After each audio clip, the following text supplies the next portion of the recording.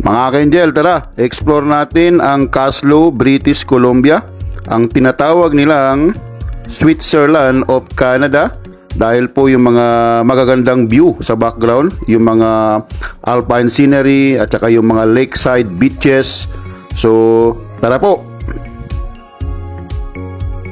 So ngayon mga ka-Angel, may mga car show dito ngayon, no?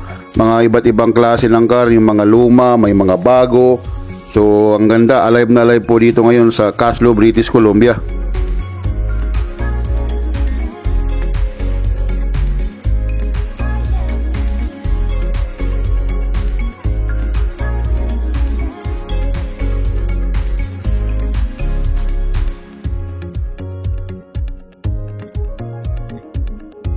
So dito rin po matatagpuan sa Caslo, British Columbia yung world's oldest intact stern wheeler. So yan po yung parang barko na pinapagana po ng isang malaking wheel sa likod, mga ka-Angel. Sa ngayon po ay turbine na po ang ginagamit sa mga barko ngayon.